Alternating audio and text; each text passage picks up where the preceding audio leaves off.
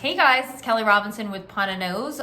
We are talking about the 9 stages of the talent acquisition life cycle as defined by yours truly. The first is defining the requirements. The second is building a sourcing strategy. Third is resume review and preparation. The fourth is a pre-qualification call. The fifth is interviewing. The sixth is decisioning. And the seventh is the offer. And that's what we're talking about today. So before you can get to an offer, you have to make sure that you feel comfortable that you have fully qualified the person for the opening in the 3 areas that we've been discussing: the skills, the attributes, and the overall fit. You want to make sure you've made a good decision and you've checked your gut. If you watched my last video, you'll see it is okay to check with your gut and follow your gut. It often points you in the right direction. And interviewing is just a tool to get the person into the spot.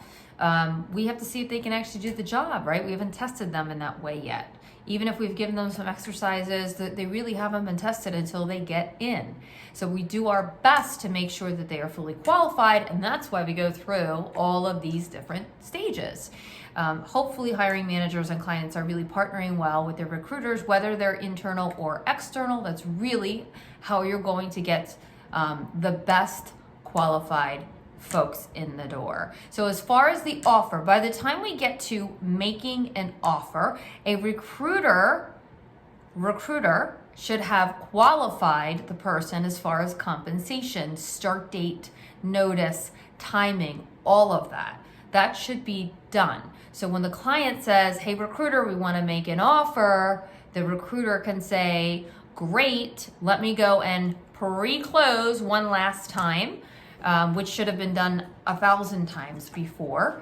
Let me pre-close and make sure that they're ready for this offer before we do the work of putting together paperwork, etc. Right? So a verbal offer is made by the recruiter. Now here, this is actually really key because I have a lot of clients that say, "We think we could do the offer better. We really want to make the offer because we're excited. We want to share our excitement, our passion." I totally get it.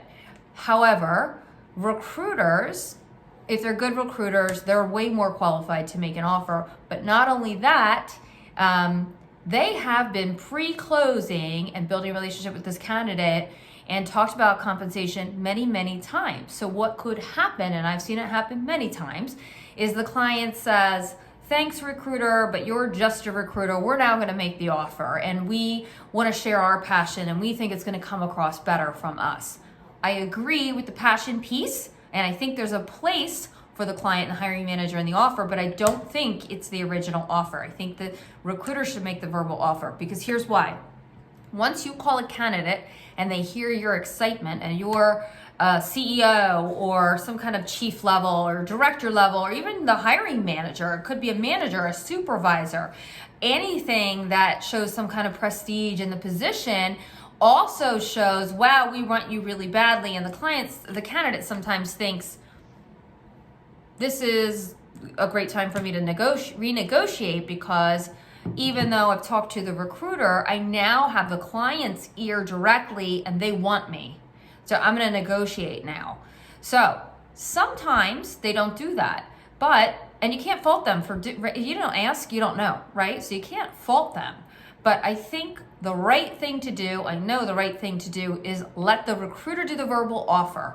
You can then do the follow-up after everything is closed, compensation, and say like, "We're so excited. Here's what your onboarding is going to look like. Here's what's going to happen with paperwork. Here is, an update on benefits or anything else that you're offering." It's a good time to do that. It's like, "Oh, congratulations, welcome aboard." Absolutely, because it's important for them to hear. But I do feel strongly that the recruiter should do the verbal offer. And that's why you don't want things to all of a sudden change, right? Because that can happen.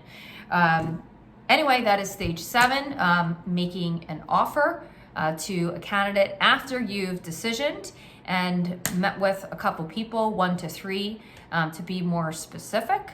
And we will talk about stage 8 next time.